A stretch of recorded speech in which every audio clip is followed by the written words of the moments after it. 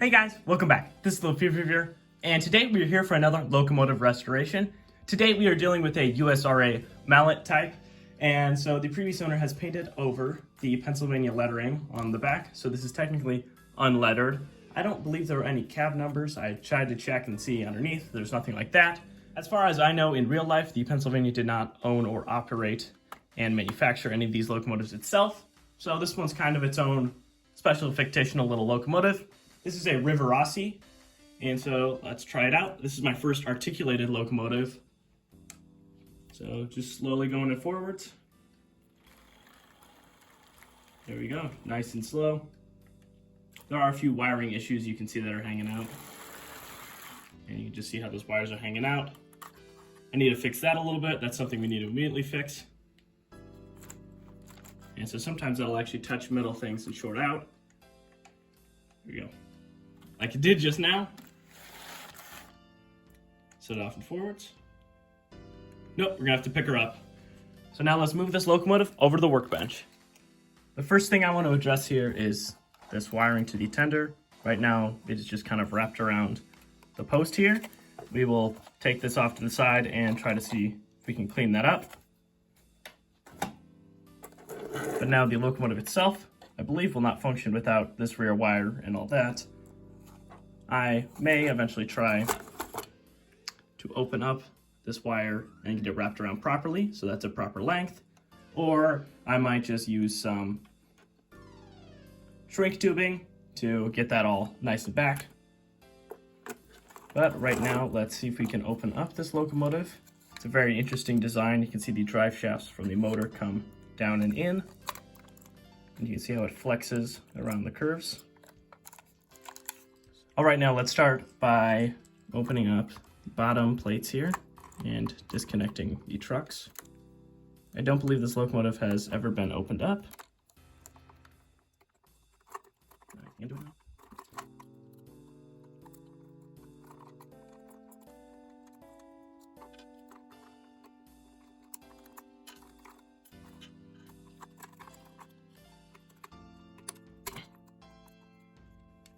Oh, some of these screws are awfully tight.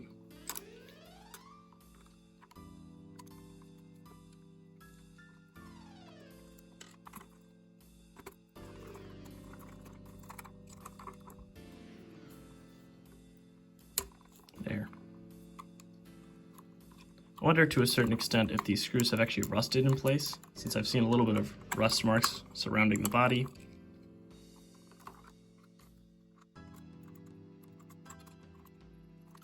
Go. So opens up the underframe and the wheels. Take a look at that all first.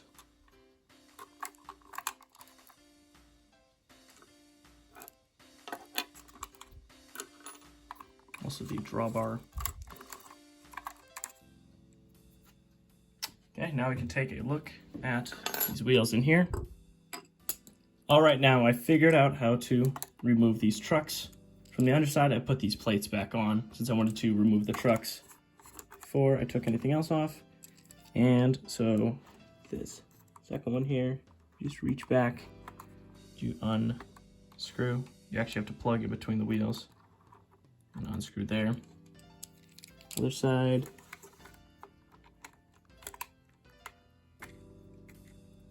Stick it in as well. Go. Try not to lose those screws. The rear set is out. You see how it's free spinning, or for the most part, since it's missing a few of its screws, since I took those out and didn't put them back in. The front, it's actually on the other side. It's a very tight screw for me, but in here on this little pivot point, there's a screw.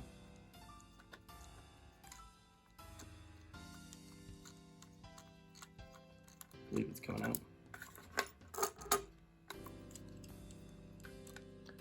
I got the little piece out. It just needed some convincing, so I had to grab some pliers and get that out. But now if I pick it up, it should drop out. All right, is also, I guess, wired to the body. I believe this is the pickup point then. So I believe this truck does not actually pick up power at all, since there's no wires or anything connected to it. You gotta make sure you save these U-joint pieces, because those will be crucial for transferring power. But now let's go ahead and get these sets of wheels fixed up. To clean the wheels, I am going to use a track bright and scrub against the wheels and clean them out. Since it's not connected to the motor, I can easily spin it, clean them out. I will also remove some of the dust and other bits of grime that you can see on the insides of the wheels. Now you can tell that I have cleaned up the wheels here a little bit. These wheels do not actually ever pick up power, so I can easily lubricate these gears without any fears of them accidentally shorting or anything like that, or this lubricant cutting out any of the connections. This is just some simple Labelle 102. This is a common train modeling lubricant. It's a fairly thin one, but it spreads around fairly easily. I can spin it in my hand here. We'll also want to add some to every little bearing.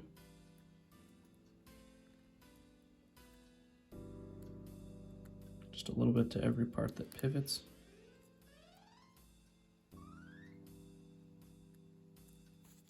Now on the other side, we can wipe off some of the excess too.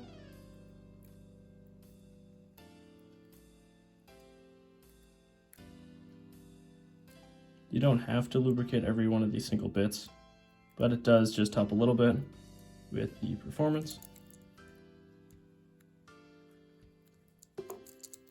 Yeah.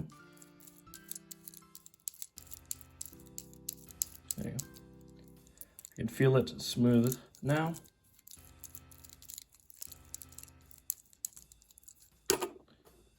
All right, now let's move on to working on the other truck here.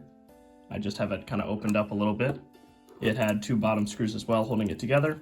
I just want to take a look at this one, since this one looked quite a bit more dirty. And I have removed mostly everything, even the little kind of gearbox down here. It has a worm gear, and so the U-joint piece plugs into there. Now you can see how much gunk and grime is in there. This really wasn't present on the other truck, so I just found that interesting.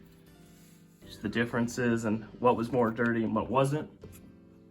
Now I'm just gonna take a few Q-tips and clean up this area down here. Get back to you then. All right, now I have cleaned up and wiped off a lot of that gunk, as well as polished up the wheels a little bit. I'm gonna add a little bit of lubricant to the non-electrically conductive axles. There we go. I will also try to reseed this piece back in.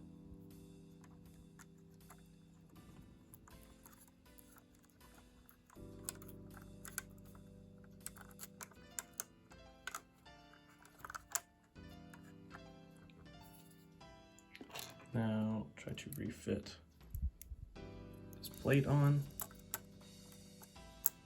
Then we can lubricate the rest of this setup. Make sure to grab the right screws.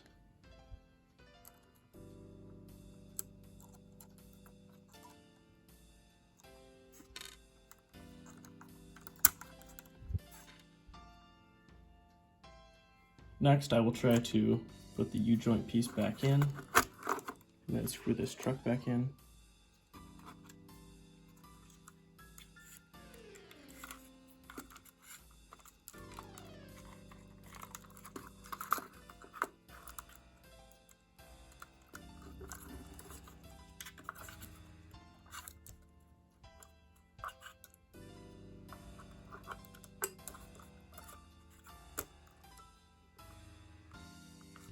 There we go. Now we can put that screw in that goes all the way across.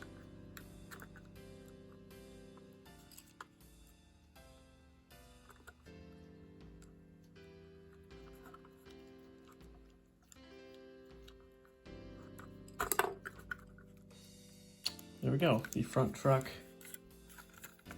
going to put properly back in. Can still pivot. I loosened that screw up a little bit. Now can lubricate all of the front systems, and I believe I can still sneak a little bit of a thicker lubricant onto the worm gear. This is some lithium grease. I will wipe off some of the excess.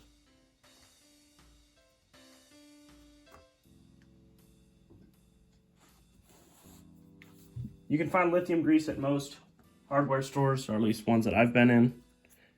There are some other modeling options, but this is the one I prefer to use because I just bought it once and I've still been using the same tube. Now I'll lubricate all this up and we'll try to refit the back truck.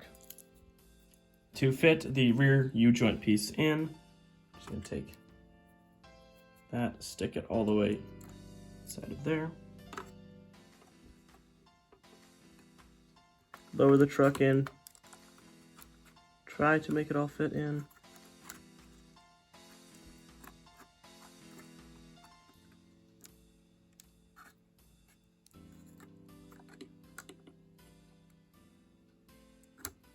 There. It's plugged in for now, and we'll have to do a tricky job of fitting some screws all the way down inside there. You should see it's the same place we took them out from earlier. With that all screwed in, I want to re-add this piece, this little metal piece. And to do that, I'm going to unscrew the back screw here.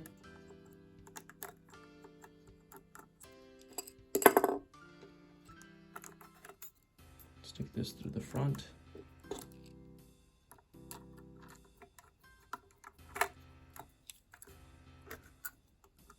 Want to make sure that you don't accidentally screw the whole thing down. There we go. Now to the other set.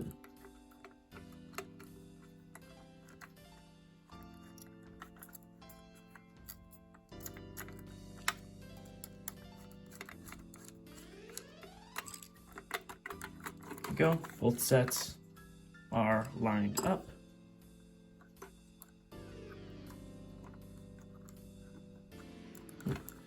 One of the other screws came undone.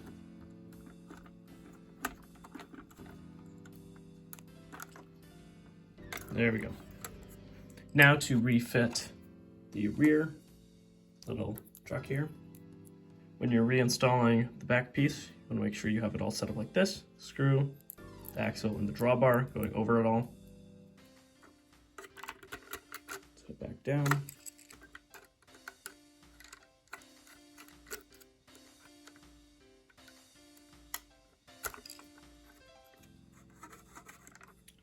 Right now our drawbar is out, everything underneath the locomotive is set up. Now it's time to get to the motor. To remove the top half, there's a body screw back here. Already took that out. And there's a screw up in the little box here. That has also been removed. Boom, body comes up. We will go ahead and clean that off camera, just wipe that down. Now we have the intestines in the inside of this locomotive here. You can see the large motor as it just spins in an open frame. I believe it's a 5-pole. Looks like it from here. This will be my first time looking at a Rivarrossi motor, and so trying to figure out what to do to just find anything in it, whether that be the commutator or anything like that. At this point, this motor's running decently well, so it looks like those things really don't have to be fixed up too much. All right, now I took a little bit of a break as I checked out the motor a little bit, opened it up. There was nothing that I needed to change inside there. I did clean the commutator off just a little bit with an eraser, and I made sure to get rid of those shreds. And so I just have some tape right now put down to fix some of the wiring issues. We will fix some of those when we eventually reattach it to its tender. And I think I might permanently attach these two, just so easy use so I don't have to deal with it as much. I also cleaned the body, and the inside is obviously way cleaner, but the outside I removed quite a bit of the dust, dirt, and grime. Still, I scrubbed at these and I couldn't reveal the numbers underneath, so those will just sit there I might do some sort of paint remover or anything like that, because this is just black plastic. So if you use paint remover, it shouldn't remove the black of the plastic itself. But now I want to refit the body onto the locomotive here. This little shell, taking this top screw, bring it back in. I might dust off a few other parts, then I will work on the permanent connection between the tender and the locomotive.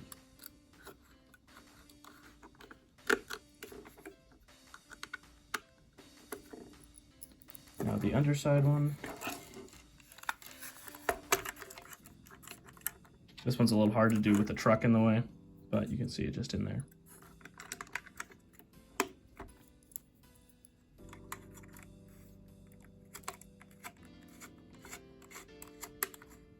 It's a big screw, but it comes in nice and easy.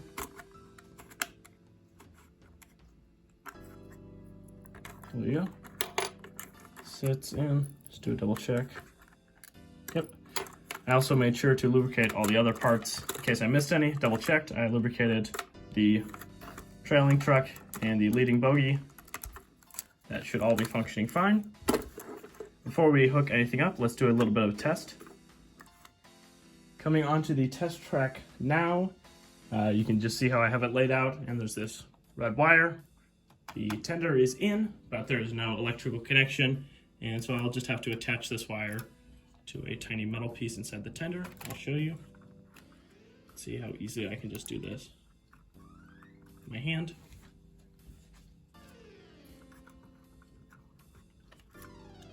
Might have to uncouple them for now.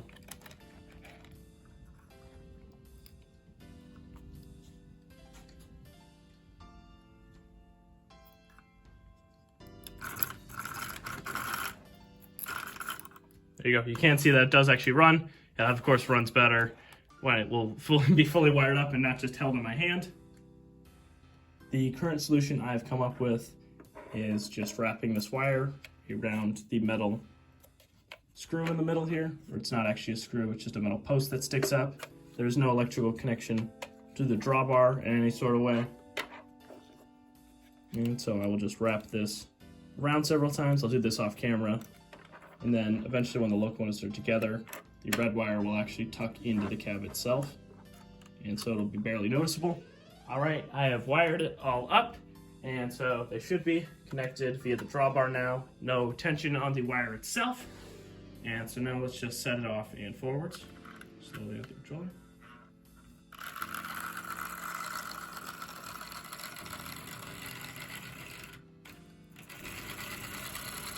There we go.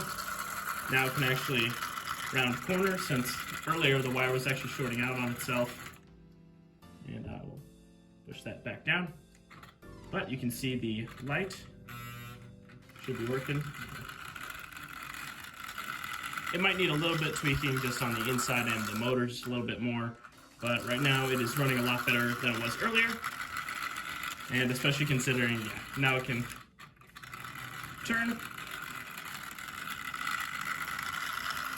It's nice to have this locomotive up and running. It's a unique design to it, at least on the inside.